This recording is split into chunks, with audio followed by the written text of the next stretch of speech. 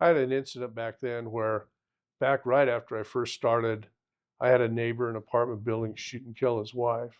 And then he ran down the hall at 2:23 in the morning, still remember that, knocked on the door and said, come help me, I've just killed my wife. And he was trying to get me to go down to his apartment, and then he was going to kill me and tell Lincoln PD that, he caught me and his wife together.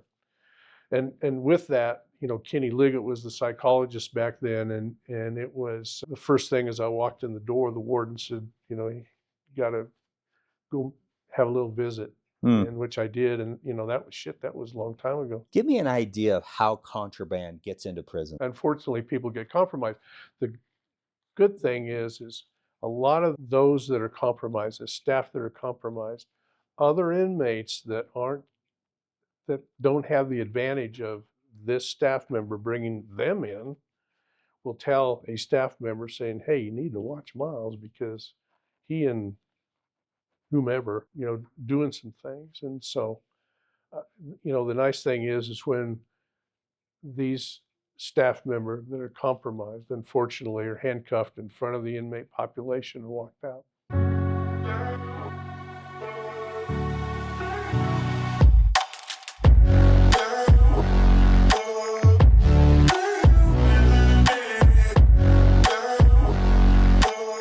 Okay, so for the audience, I am up here in Colorado with my next guest, who I think is going to be very interesting. And I want to just kind of reference episode 72 with Kevin Hosevar, former probation officer.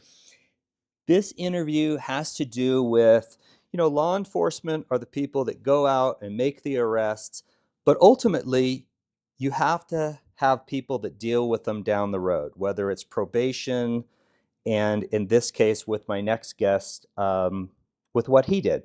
So, can you introduce yourself for me, please? Yes, my name is Bill Zalman. I'm a retired division director with the Colorado Department of Corrections. Okay, and Bill, give me a little bit of background about yourself, because I think it's fair to say that when you were younger, you didn't expect that you were going to go into the Department of Corrections. What did you want to do? I had no idea I was going to end up in prison. I went to the University of Nebraska with the full intention, back in the early 70s, with the full intentions of getting a degree and flying in the Air Force. I wanted to fly in the Air Force. My brother-in-law is my hero, and he was a fighter pilot and instructor pilot in the Air Force, and I wanted to follow his um, way. And so I went to the university, and by the time I had a little bit more fun than I should have, Niles, and instead of 4 years, it took me about 5.5 to graduate. At that point in time, I had taken the Air Force officers qualifying test, and I was ready to go. The problem is the war was over in Vietnam. They were doing a reduction in force of pilots and navigators, and I thought, what the heck am I going to do? Um, with that, my brother-in-law had gotten out of the regular Air Force and had gone to um, a guard unit and flying fighters, and I said, well, we'll do that. Long story short, I failed my eye test, and so that was like the second slap, to me. And I'm going, what the hell am I going to do now? Went back to grad school for a year, and in the meantime, my mother and father said, it's time for you to find a job, son. And so I didn't know what I was going to do. I did follow some friends that I went to undergrad school with in criminal justice, and I took criminal justice, by the way, because it was one of the, I thought, easier programs and maybe one of the more interesting programs at the university to join with my behavior at the time. And followed some of my buddies out to the state penitentiary in Lincoln, Nebraska. I really thought that this was going to be a 4 to 6 month program, kind of a fun deal, and just to see what else I was going to do, but ended up 42 years in the business. And that was that very first job, that was the educational release in Nebraska? Yes, and little tie into there.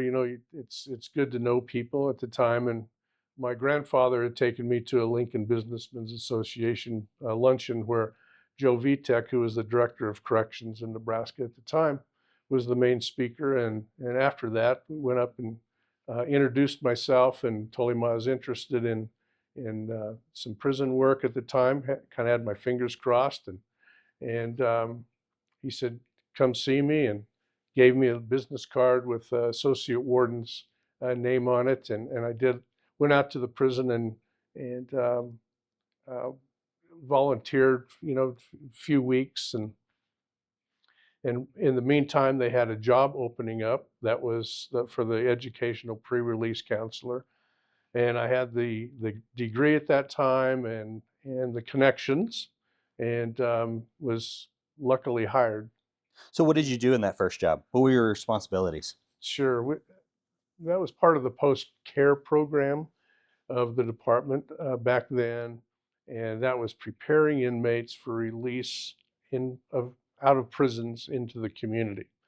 And as far as the educational release program, I worked with the convicts and also with the schools, either vocational or academic school that they may have an interest in that they were qualified for, and um, found funding and acceptance into those programs, and moved them out from there.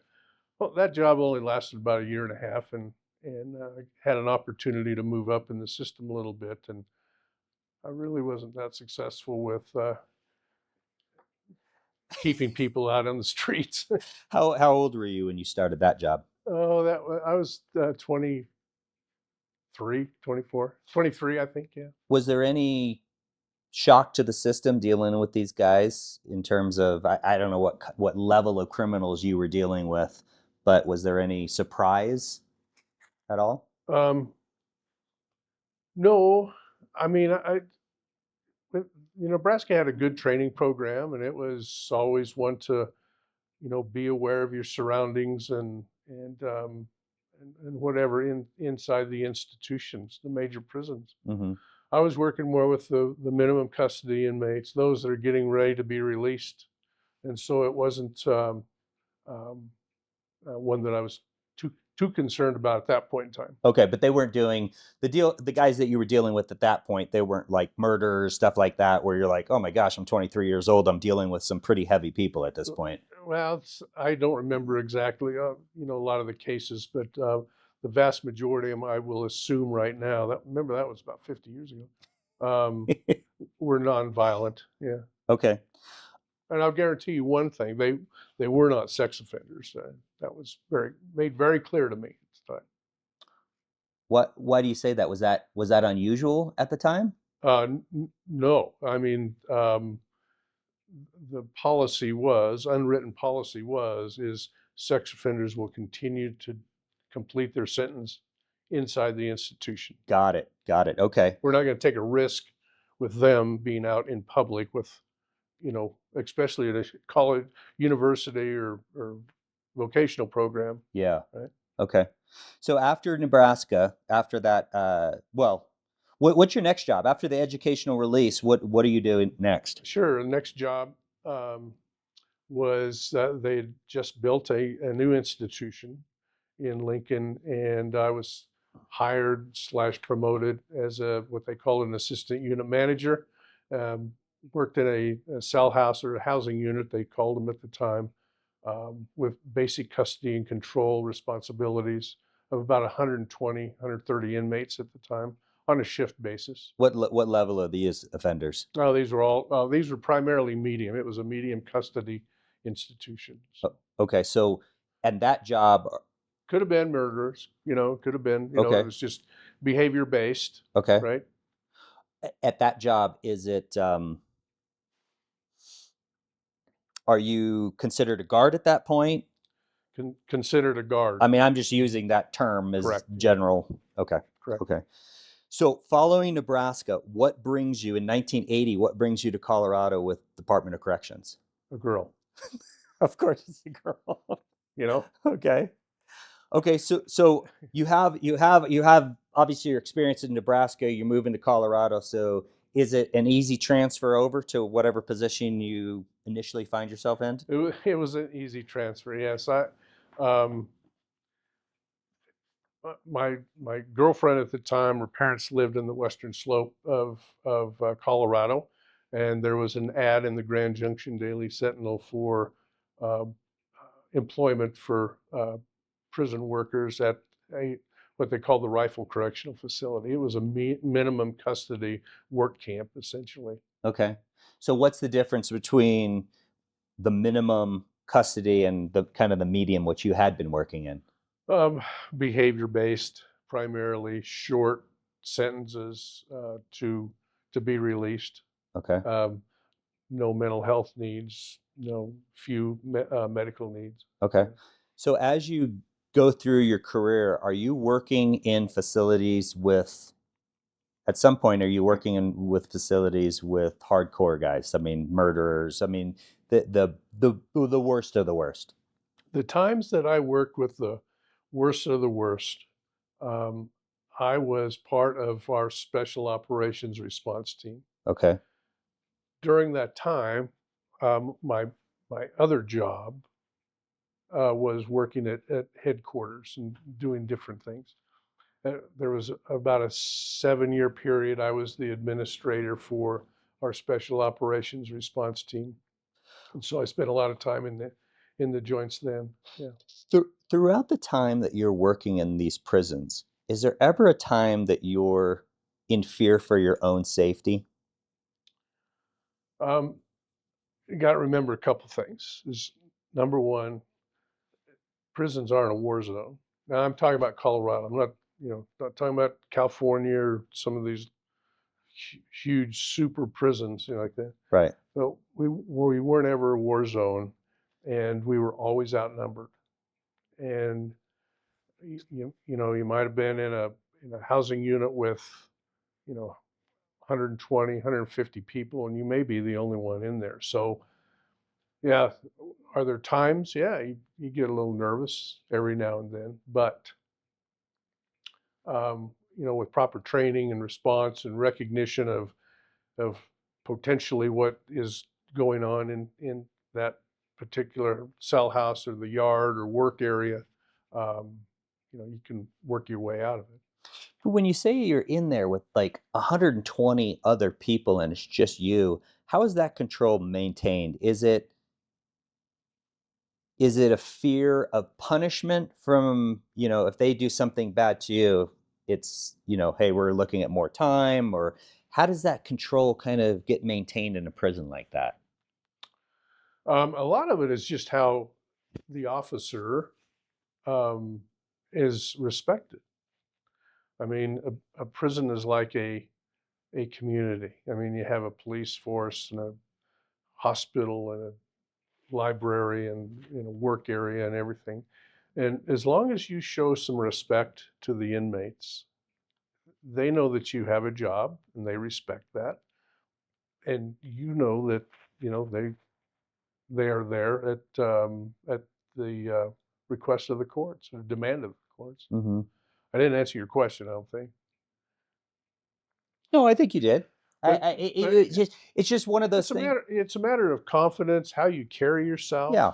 And if you walk in and your mouth is dry and you're looking over your shoulder all the time and you're backing down to every request and everything, they can, they're like piranhas. I mean, they're on you, So it's how you carry yourself and the respect and really some trust that you have.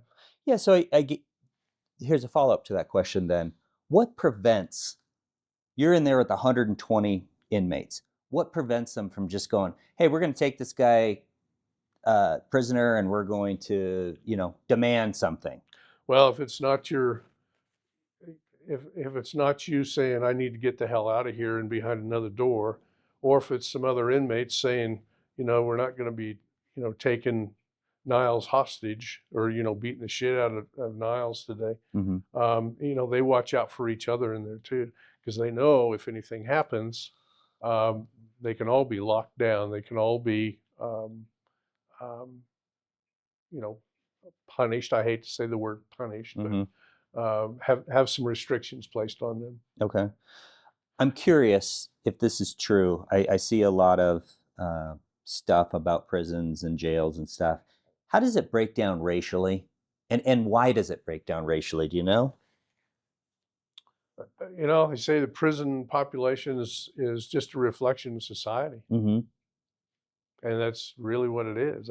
But does it really break down? Hey, we've got this black gang, we have this white gang, we have this Hispanic gang. Is that what they do? Well, sure, we have everybody identified, Yeah. absolutely, Yeah. but everybody's commingled. But the worst thing that you could probably do, in my opinion, and I dealt with managing populations at the headquarters level, is to have one institution house only the blacks, or have one institution house only the Hispanics group.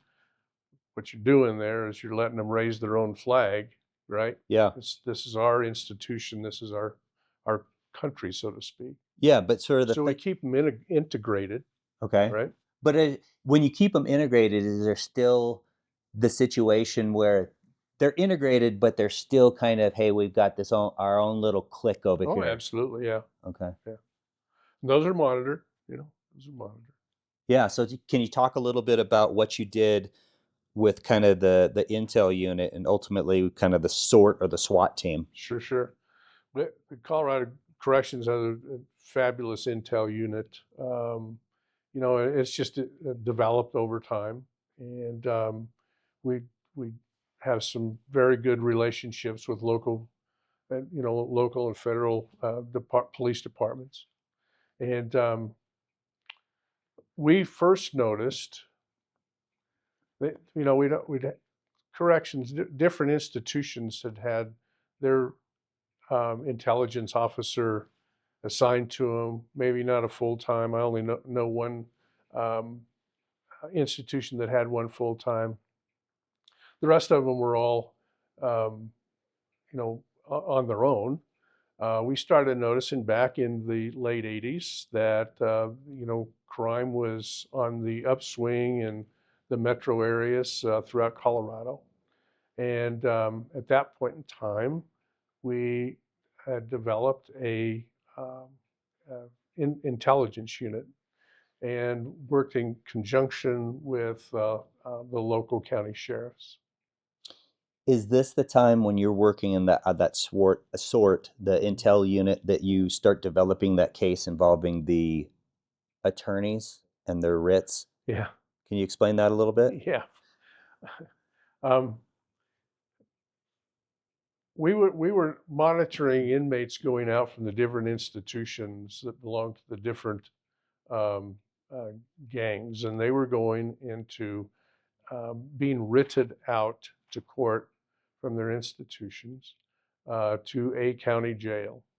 And noticing that they were there for a day or two or three, never did end up going to court, but the attorneys had said, we don't need them to go to court anymore. They're going back to, they can go back to their institutions. Well, we found out through the intelligence that what they were doing is all these gangsters and criminals were being written into this certain county and sharing information, what's going on in their prison, and then going back and sharing that information, what's going on with their inmate population. Was there ever a situation in that one? Because clearly the attorneys are the ones who are organizing this. Was there ever a situation where the attorneys got in trouble for doing that? Not that I know of. No, not Okay. that I know of. Why do you think that was? I mean, you guys had this intel unit, and it's clear that these guys are setting it up so they can bring their guys into one specific Yeah. unit to share. I couldn't tell you. Okay. I couldn't tell you. But with that, we developed a security threat intelligence networking group called STING, and they're still in operation today. And that STING program started in I think about 1988 or 89. Along with that intel unit that you were in, you're developing all sorts of information about what's going on in different prisons and different jails. Give me an idea of how contraband gets into prisons. Absolutely. You loved this the last time we talked. A lot of different ways. Number one, I think, is the mail. Um, we still get, Colorado still gets contraband in on the mail. You might say, well, how does that happen? There's a solution that may cover the letters of the mail that they send into inmates, and that is compromised with some sort of LSD or some sort of substance where you can, where they can get loaded. Yeah. Right? I made a phone call, about this, and guy told me, he says, every once in a while we'll pick up contraband through Amazon packages, because anybody can send in a package or buy something from Amazon, and Wait a minute. Inmates can get Amazon packages? yeah, yeah. That's current day stuff, brother. It didn't happen when we were working. Wow. Okay. Yeah. Don't know why, don't know why. Things have just loosened up a little bit. But even with the Amazon packages, I got to imagine that you are X-raying those packages. How does At the maximum security facilities, they X-ray. Yeah, at the other facilities, they don't. so there's a possibility if they're getting packages from Amazon that that's the way they're getting stuff in. Yeah. Family, family on visits. Mm-hmm. Work crews. We have work crews go out from the institutions, and they can, find something. Story not too long ago is work crews went out, and they were doing some cleaning up along the road outside of Canyon City, and there was some dope laying down there, and it was planted, Mm-hmm. and because the people knew where, that they were working. So inmates can pick it up, and they take the chance of not getting searched when they go back into the institution, so they can go in that way. And unfortunately, I hate to bring this up, but the one way that we don't like to talk about is, if staff are compromised. Yeah, can you explain that? Because I thought it was a really fascinating conversation that we were having about that. How does a staff member typically get compromised? Yeah. There's a training program called Games Criminals Play, and this, and every staff member goes through it. Essentially, what happens in 30 seconds here is you can be a new officer. You don't have to be a new officer. You can be an officer, a case manager, a mental health worker, medical or whatever, working inside the institution, and you inmate will say,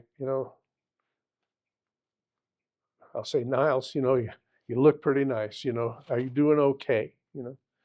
And well, I'm having a little problem at home, but everything's okay. That's problem number one, is you never admit your personal issues, right? Next day you come in, oh, Niles, how you feeling today? You're looking pretty good in those jeans. And of course, this is the female inmates talking. Got it. All right, Yeah. let me make that clear.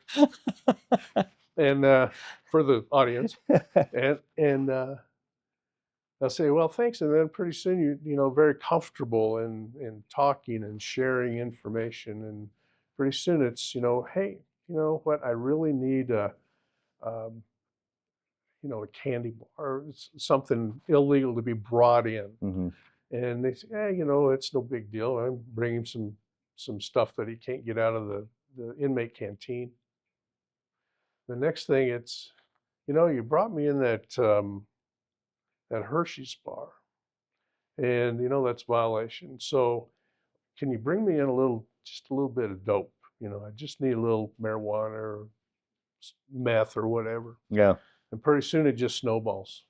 Yeah. And then it's a cell phone, and then it's, well, will you help me get out of here? And so, yeah, unfortunately, people get compromised.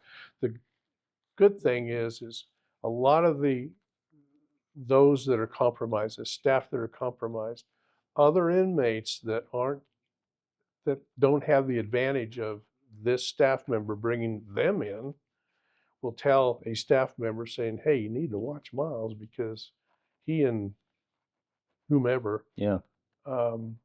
in today's world, whomever, Yeah. are doing some things." And so the nice thing is when these staff members that are compromised, unfortunately, are handcuffed in front of the inmate population and walked out. Mm. The cell phones always blow my mind because it's an electronic device, and I guess, I mean, in theory, you could get it in through an Amazon package. How, in your experience, how did a cell phone typically get into a facility? Sure, those are brought in either by parts, a little piece here and a little piece there. Mm. Um, lay a cell phone out on the road and a work crew can bring it in. Um, yeah, Well, it's crazy. Cell phones are one of the biggest contraband issues. When I was in Afghanistan, we had a big issue with cell phones, and we'll talk about Afghanistan in a yeah, little bit, I yeah. bet. And so I called back to a buddy of mine who's the deputy director here, and he said that it's a nationwide issue, and some institutions, and can't name them, are confiscating about 1,000 a month. A Wow. thousand a month. So they're brought in. People throw them over the fence, key stirrup, sticking them, Yeah. up the rear, and bringing them in, and yeah, it's a big thing. Huh. Okay, let's talk a little bit about solitary and what would they call it in the maximum? Is it all solitary? Lockdown 24, 23 hours? Administrative segregation. Okay. Yeah, So tell me, why would somebody get in solitary? sure. Administrative segregation. Okay. Yeah. Why would you? Okay, go ahead. Yeah. And um, there's a lot of different variables. It's a different type of classification Mhm. versus a classification that moves inmates from facility to facility. Yeah. If you're assigned into the administrative segregation, you've been involved with assaulting a staff member, more importantly, assaulting, or equally important, assaulting an inmate, threats to escape, being part of a riot. Um, Actually, they'll in the Colorado system, if we have somebody that has a very high profile crime that's published in the newspaper, um, so either the inmates can read it or else the family members can come in on visiting and saying, "Hey, did you hear about old, he's coming in for 48 years for a sexual assault on a child." Um, those inmates can be temporarily placed in administrative segregation until the administration feels that they can function in general population. Along with that, is it true child molesters, Mhm. people who do harm to children, Mhm. are they pretty much always kept away from general population? They're integrated, yeah, integrated into general population. So they're not put into solitary. They're in. Not anymore. Yeah. Wow. So is there a risk for those people? Is it still true that that other inmates do not like? Oh, absolutely. Yeah, it's true. It's true.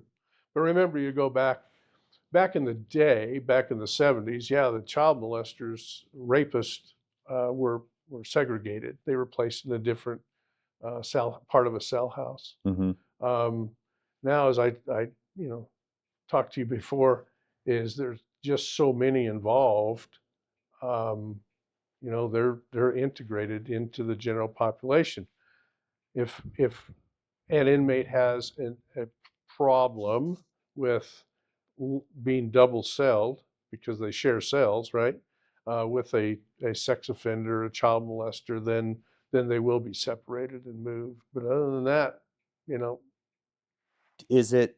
but Is yeah, I mean, there's still, Yeah. I mean, is the that a concern? lowest of the economic social status. Yeah. Yeah. So is that a concern? Putting them in general population like that? Is there a concern that these guys are going to be hurt or killed? Always a concern. Mm. But there's always a concern of everybody. Yeah. Okay. Yeah. Can you talk about the story? I just found it kind of idiotic.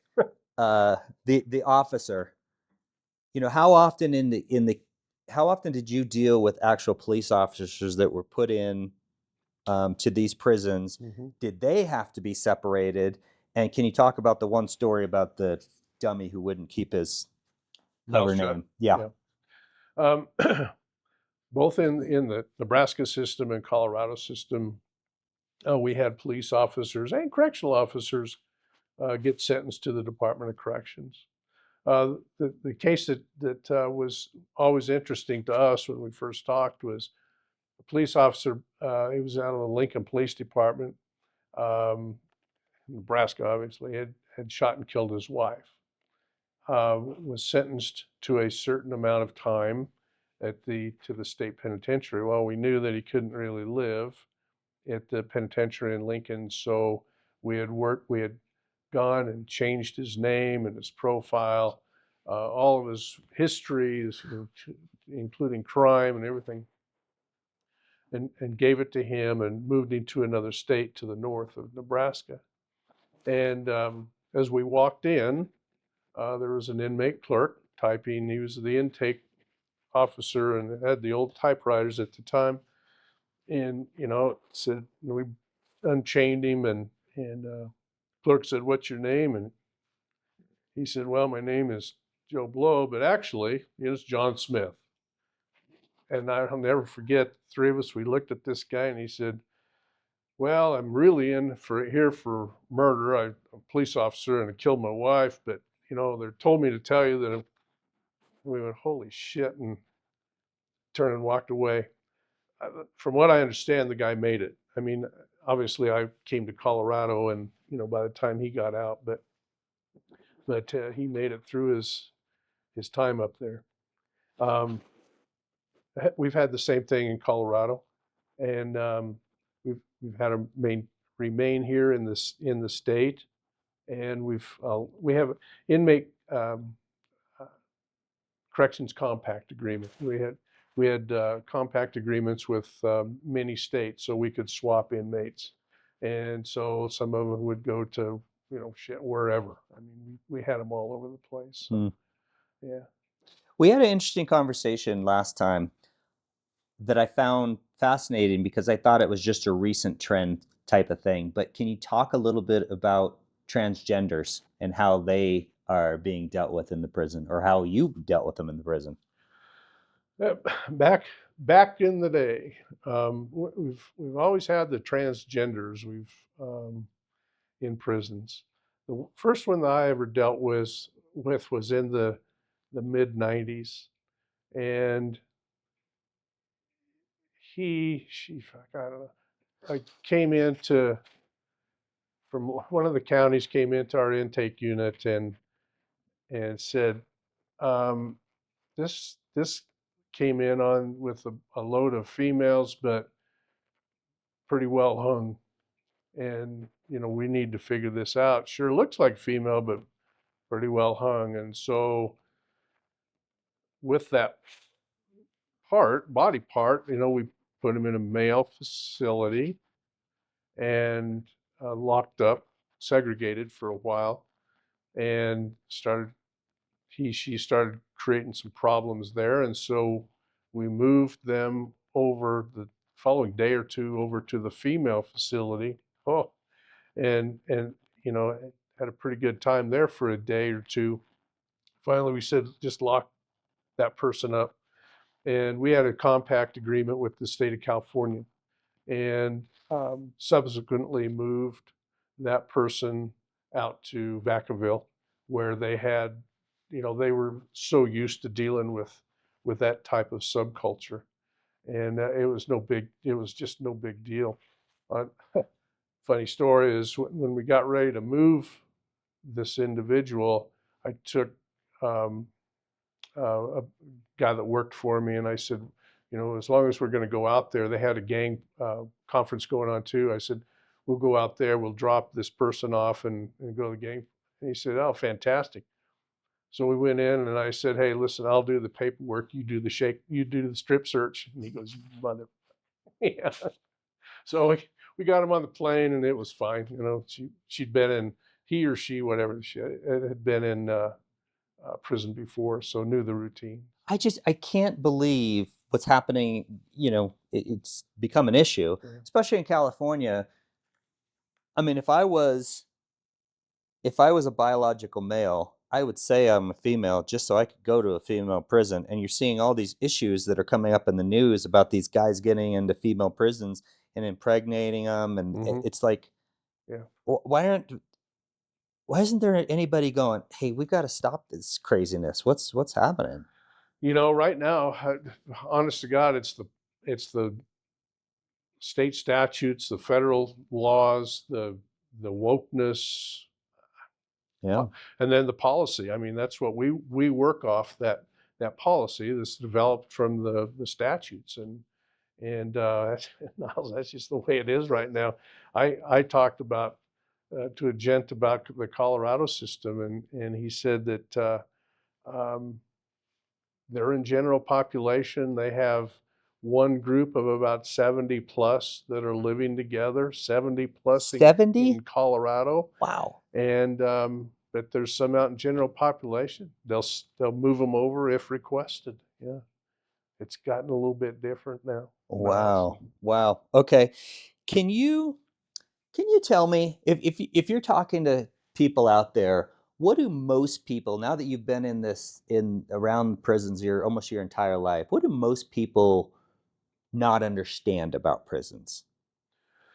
Well, I thought about this, and and I think that the important thing is, as we talked about, prisons is kind of the last part, and probation, parole, the last part of the criminal justice system. Mm-hmm. And so once, they've hit the newspaper that they violated, that they committed a crime, and the court sentenced them to prison, and that's really what you hear about them until they escape, or there's a riot, or they're released for whatever reason. And I think it's important for people to understand that, the folks, males and females that work in these institutions, um, don't have to be there, but they're there for the safety and security of our communities, and safety and security of our staff and inmates. And, um, and they go to work every day, short staffed, we're working 16 hours a day, and then 8 hours off and back 16 hours, or, whatever the shifts are. Mm-hmm. And so it's really important that these people are dedicated. They're not the goons, the old goon squad from the days gone by. Yeah. They're very professionals. They know how to communicate with um, a population that most people don't know how to communicate with, and they're very much professional. Prisons operate, like I said, just like a town. There's a warden that's the chief of police. There's a police force. There's, the medical unit, the libraries, the work areas, and everything is there. The difference is they're just behind a fence or a wall, and their days are highly regimented. I know you can't speak for everybody, and maybe you can just speak for yourself, or maybe sort of this answer from talking to other people. Why do you think people go into working for prisons? Sometimes police officers go, oh, it's I'm a service to community. What do you think it is? Is it the same type of a thing? Yeah, I think, a lot of people get into it just like I did. It was like, oh, I'll fog a mirror and get hired. And then back in my day, now it's, there's testing and Mm-hmm. background investigations. But they get in there and see that it's not a war zone on a daily basis, that there's strong camaraderie among fellow staff. And a lot of times that, they think, or we think that we're making a difference. And, and I guess what's disappointing too, Niles, is, you know, you, that everybody, corrections officers just don't get the respect, I believe, Mm-hmm. from the community, because it's kind of often it's in that dark hole. Yeah. Yeah. Hmm. That's why on these flags, they're red and green and blue. We need to get a gray one up there, right, for corrections officers. Oh, I didn't even know there was a gray one. Is there a gray? Yeah. Well, there you go. That kind of explains exactly your point there. They kind of go as, the hidden behind the scenes people. I had to research that, but there is one. Okay. Tell me, you've been in around the system long enough. Are there people that really need to be in prison? Absolutely. Absolutely.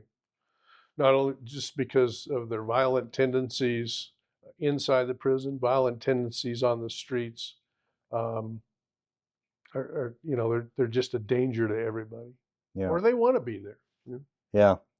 Tell me the difference between a country club versus a Supermax. Obviously Supermax, you're super locked down. I don't know if it's 23 hours a day or whatever else, Yeah. but just give me a general idea between maybe a country club, mid, Supermax type of thing. Sure. Country club is kind of from what people say on the federal side. Yeah. When they sentence those folks to the Bureau of Prisons and they go to a country club. I honest to God, I don't know I've never been to one, so I don't know what they're like. Other than most likely they're very low risk, so they don't have all of the restrictions that uh, those inmates that go to medium security or a higher security level, such as maximum administrative segregation. Okay. Do they, you see country clubs, first thing of, well, do they play golf or tennis or what do they do there? I have a feeling that they do, and but there's with those type of inmates, there's probably a lot of book writing and things, on that order. Medium security levels, you're more of confined in side of a fence, and that can be due to behavior, length of sentence, work needs, bed needs within the Department of Corrections. Um, they're just not ready to be out in a minimum type of security facility due to whatever, Yeah. history or current behavior. Maximum administrative segregation, those are the guys that are either well-known or they're just so violent that you can't not put them out into population, or they have the propensity history. Yeah. Tell me a little bit about the programs that you were offering people in prison to kind of help them succeed once they get out. We talked a little bit about the recidivism rates, and they standard about 40-45%. And what's very interesting is we, meaning the state of Colorado, offers a lot of opportunities for the inmate population to go out and succeed and be successful in the community.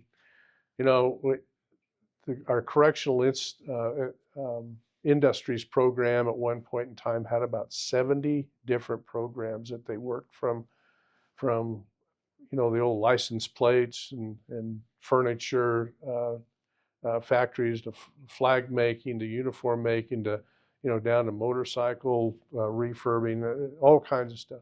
Creates a work ethic, creates something that the inmates can be proud of doing, and does something for the community. There's also mental health programs. We have substance abuse programs, getting along with others programs, Narcotics Anonymous programs, religious programs, all kinds of programs where people, either staff or outsiders, can come in and train and work with the inmates. Educational programs, both up to the GED and beyond. So the opportunity is there. It's what the inmate population does with it once they leave the prison environment and go out on the streets. In your opinion, do you think that there's all these programs that are offered to these inmates? Is there enough that you can go, as long as you stay on the straight and narrow, you could probably be successful once you get out of here. Absolutely. What do you think the number one reason is people aren't successful once they get out? Well, a lot of it, I think, is getting back into the hood. Getting back in, with your friends Yeah. that have also been part of that criminal element. Yeah.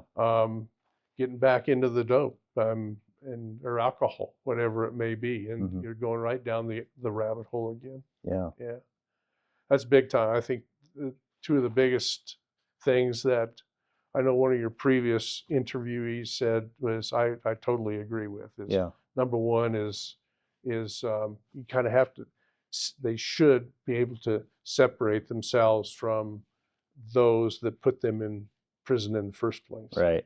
Right. Okay, so let's get into this. So you retire in 2009? 2009. 2009. How do you get into what you're doing, what you did after that, and what were you doing? Who were you working for? Sure.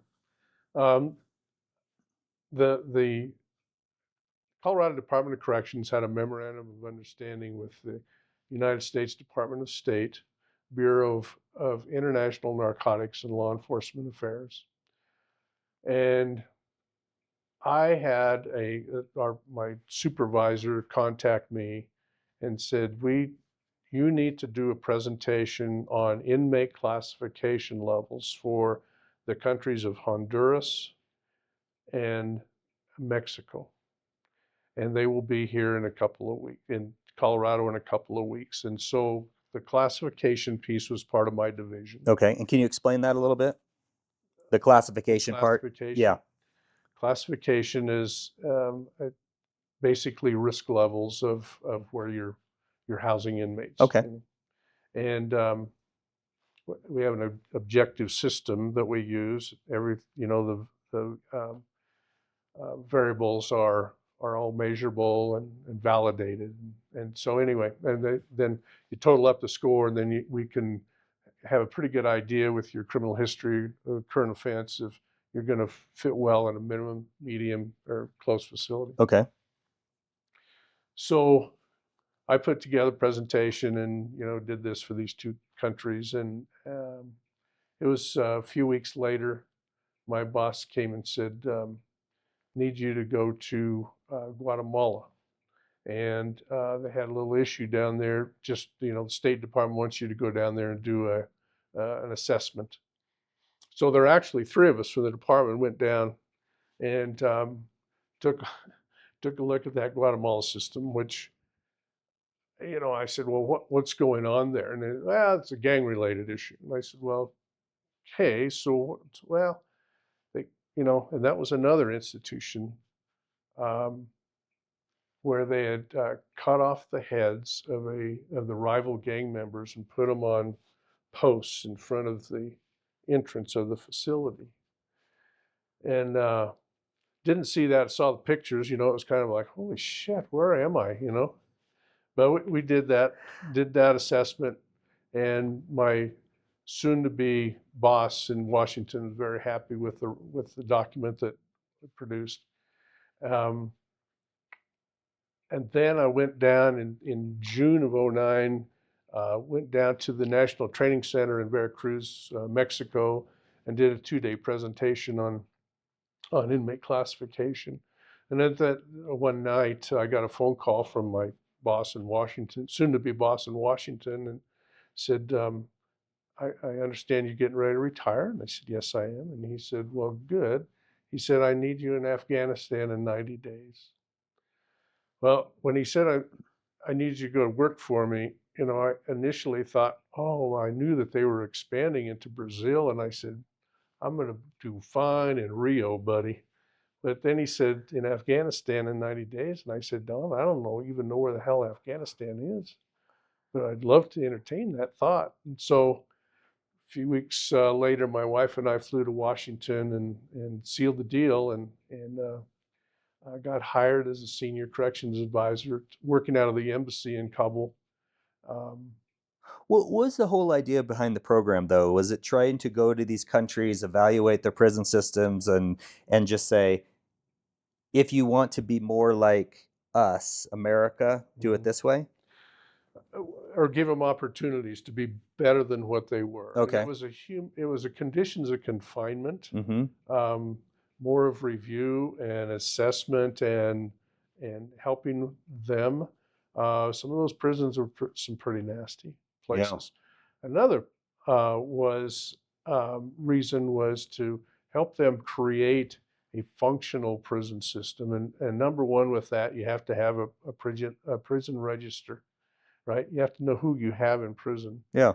And and so with that, we helped them develop a register, so we knew who they had in prison, and that was also gave us, the U.S. government, an idea um, who they had that we may have a strategic interest in. Were there, well, before I Yeah, ask you this question, and I guess I can say that now. So, before I ask you the next question, Afghanistan in particular, you were telling me that it was kind of an interesting situation where it wasn't just the people, right, the person. Can you talk about right. that? It took a trip down to Gardez in south of Kabul and east of Kandahar, northeast Kandahar, and went into the prison and went into one of the housing units and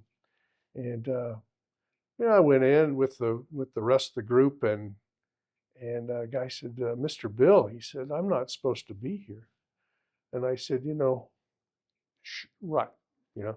He goes, really, I'm not supposed to be here, and I said, you know what? I've been around the world, been in prison a long time, but now I said, everybody says they're not supposed to be here. And he said, I'm really not. He said, now that guy over there, that's, I don't know if, I think it was a brother, that was my brother. And he's the one that did the crime. But the Afghan National Police came in and they arrested all of us in here. And there were 8 or 9 of them. And the police just went in and they arrested everybody and threw them into prison. The whole family. The whole family. Yeah, the whole family. So the lesson learned for Afghans was, you complain of overcrowding, you complain that there's not enough, money to feed and house and clothe. And I said, here you have about, 8, 9, 10, a dozen extra people that don't need to be here, you know. Did they take And your advice? yes, they took the Oh, advice wow. and started. And additionally, that was in violation of Afghan law Oh. because the Afghan law said, I believe it was within 90 days, some determination had to be made of do we keep them or do they go to court, or the different court levels that they had Mm-hmm. in that judicial system, and nothing had been done. Huh. When you were traveling around the world doing this, can you make an assessment of countries that were doing it well versus countries that you went in and went, wow, this is not good? Hmm. This may surprise you, may surprise the audience. We, INL, the International Narcotics Law Enforcement, in fact, a previous supervisor of mine, worked with the Mexican federal government. And at that time, President Calderon Mexican government had devoted millions of dollars into the Mexican federal prison system. And with the help of INL, we went in, we as a organization went in and helped them clean up, develop all kinds of systems, work systems, and evaluations, and some of those institutions, those Mexican federal institutions, they were just like ours. You could eat off the floors. They were clean. They were quiet. A lot of times you can tell when a prison is being mismanaged or not managed at all. Mm-hmm. And you can go in and it smells. There's a lot of yelling and screaming at you and other people, and it just doesn't feel right.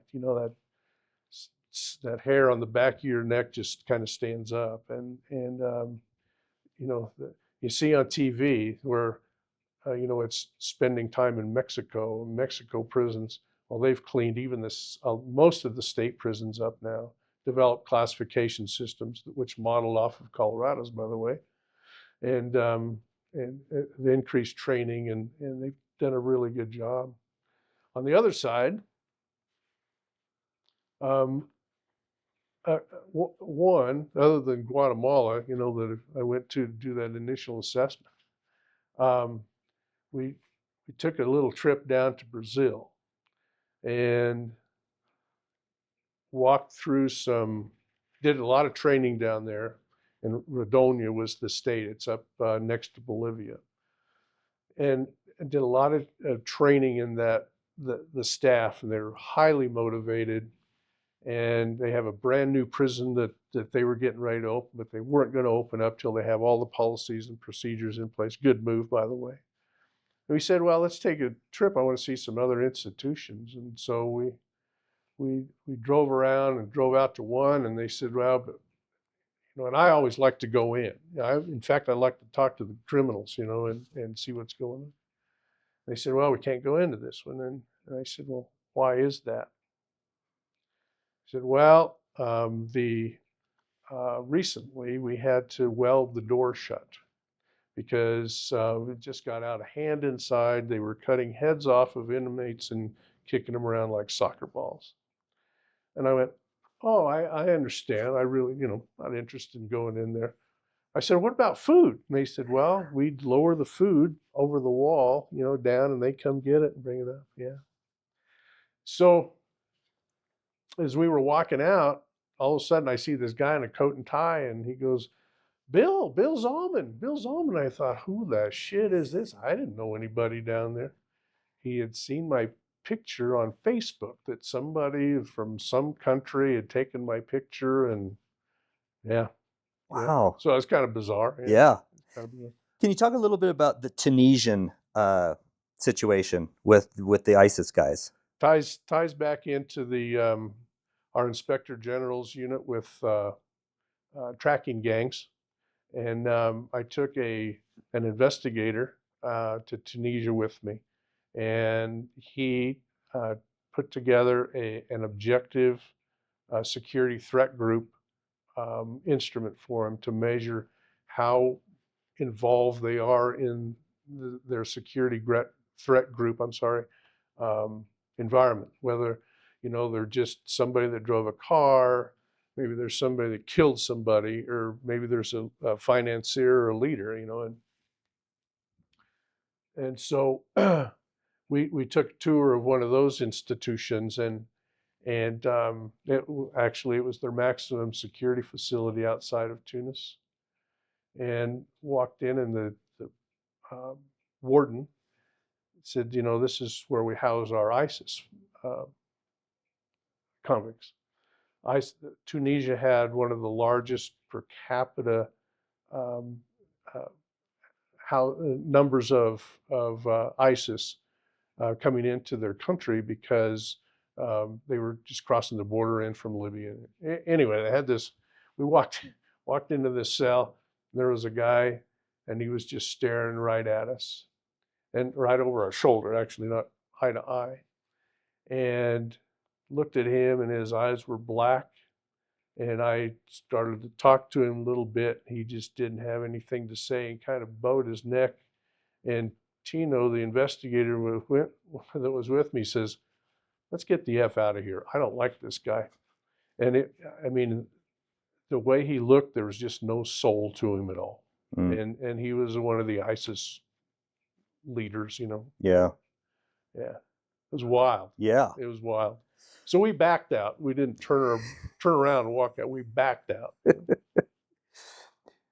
Last story, if you could relate this one, about Supermax with Terry Nichols and Kaczynski. Sure.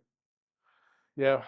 We had a really good working relationship with the beer prisons down in Florence, Colorado, and we had a country that requested to come in to get a briefing from those folks down there at Supermax on their operations, because they were getting ready to incarcerate one of the cartel leaders.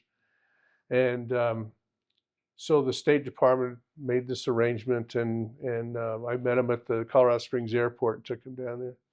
And we walked through. We had a great day with them. I don't know if it was that day or the subsequent day. We walked through, and the guy that I was with, that was I'd known from the streets.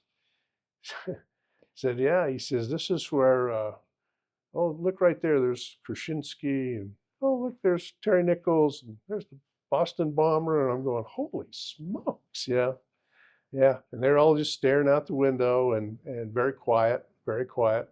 The fun story that I think I told you is my buddy was a case manager down there years and years ago, but I asked him about that Ted Krasinski, and he said, yeah, he's quite the guy. He says, in fact, every once in a while, as I walk out of the housing unit, he'll yell at me and say, hey, hey, and won't say his name.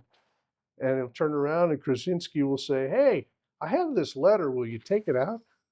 He goes, fuck you, you know. So there's a little humor there. Yeah, yeah, absolutely. Okay, two last questions, Bill. How did, in particular, how did being in corrections almost your entire life, how did that affect your family? Well, it did. And before I was married, um, I would, I was working on the Western Slope, you know, at this facility, and I was a captain out there at the time. And when we had holidays or days off, and if I had staff that worked for me that had family, I would always cover their shifts for them, which said that I wouldn't go back to my family for Christmas or Thanksgiving or Easter or anything, because I had a very close family. And they were, you know, my folks are very understanding, with the exception of they'd always say, we always knew you'd end up in prison somehow. You know? But, you know, so that took away a little bit of time from me.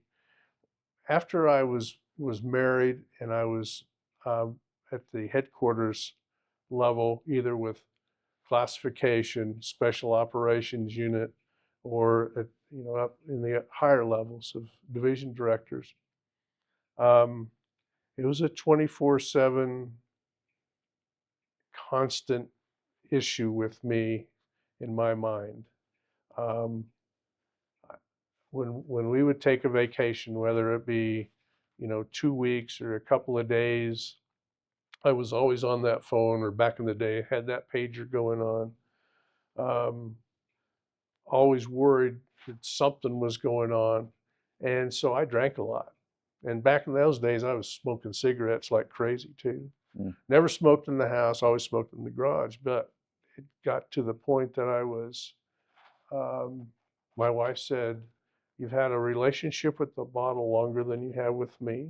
If you choose to stay with that bottle, I understand. And, you know, and I was drinking almost a fifth of vodka a night. And I'd listen to talk radio and solve all the problems in the world, you know. But I was always away from my family, and when I was with them at night, I was toasted, you know. And so that created a lot of problems, a lot of problems. I chose to get away from the bottle, you know, obviously. Yeah. And that was, it was a struggle for a while. It was a struggle for a while. But yeah, I was, you know, that's one of the problems that I've had since I've been retired, is I was always a government worker. I never knew mechanics, learned mechanics or any, you know, woodworking or anything. And so that's one of the issues now. But yeah, it impacted my family a lot. I mean, I was always on the guard. I still am on the guard more than anything. Never sat with my, you know, back to the open door. I still don't. Um, you know, make sure that you know, everybody's got their bailout bags on them on a daily basis, and I never let my family fly in flip flops or anything like that, in case there's a plane crash and there's burning, you know, plastic or, you know, hot wires, and you know, it's just shit that. Yeah, Yeah. so that kind of goes with the last question I always ask, which is, I mean, I've got to imagine you're dealing with I don't want to say the worst of the worst, but you're dealing with the dregs of society every single day. Hmm. How did that over time affect the way that you see people and see people in society? Well, I keep my friends close and colleagues and family, and I put very little trust in other people. And my wife says, "Don't let the old man in," as the song goes. Hmm. And but I just what's what has developed in me, whether it be back in Nebraska or just that whole evolution of dealing with attorneys, dealing with people in the legislature, dealing with other staff members, are dealing with the criminal element. Yeah, Has it gotten any better as time's gone by? not really. Uh-uh. How do I mean, you? I'm not going to go out, shoot anybody. Yeah. I'm not going to go. No, I get that. But if you, well, let me ask you this: for the Department of Corrections, did they offer you any mental health, EAP, stuff like that? Absolutely. Yeah. Yeah. Yeah. And actually in Nebraska they did too. Mm-hmm. I had an incident back then where um, back right after I first started, I had a neighbor in an apartment building shoot and kill his wife. And then he ran down the hall at 2:23 in the morning, still remember that, knocked on the door and said, come help me, I've just killed my wife." And he was trying to get me to go down to his apartment, and then he was going to kill me and tell Lincoln PD that he caught me and his wife together. And with that, Kenny Liggett was the psychologist back then, and it was the first thing as I walked in the door, the warden said, you got to go have a little visit, Mm. and which I did, and that was a long time ago. And then in Colorado too, I mean, we had with the SORT team, we had a mental health worker, a psychologist attached to the team, and then they have other first responder type of units that go out to the prisons and talk to people if they have had an incident, which doesn't happen very often, but every once in a while it does. Did they? Was there any mandatory stuff that you had to go to, or it was all voluntary? Yeah, it's voluntary. Yeah. So did you ever take advantage of any of that? Oh yeah, yeah, Yeah. yeah. What did it help? Oh, absolutely. It helped me with my drinking and smoking cigarettes. Yeah. Okay. And but as far as my dealing or non-trust with it Yeah. just kind of absorbed. Any advice for younger people that are thinking about going and kind of doing the same thing you did? Yeah, corrections is a great field, to be real honest. I mean, if you can get away from watching the TVs and thinking that you're going to go in and brawl and come out with torn uniforms and broken noses and everything at the end of the day, that doesn't happen. Well, it very infrequently. Mm-hmm. And the industry, the corrections industry, continues to grow. Right now, we're seeing, with the current social things that are going on, the population is reduced.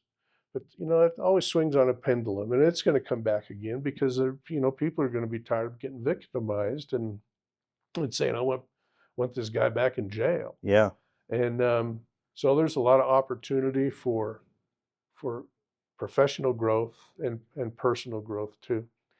As long as they go in and adhere to the training program, know their policies and procedures, um, and don't be an asshole, with other staff or with the convict population, then you can be fine. And it pays pretty decently compared to what I started off. Yeah. Back in the day. Back in the day, didn't even make $600 a month. Geez, it's trying. But I didn't know the difference. I had fun. It was the camaraderie too, and Yeah. that's another thing too for these new people thinking about it. I mean, there's a lot of camaraderie there, and a lot of fun. Yeah. Thanks, Bill. I appreciate the Yeah. interview. Thank you. Now.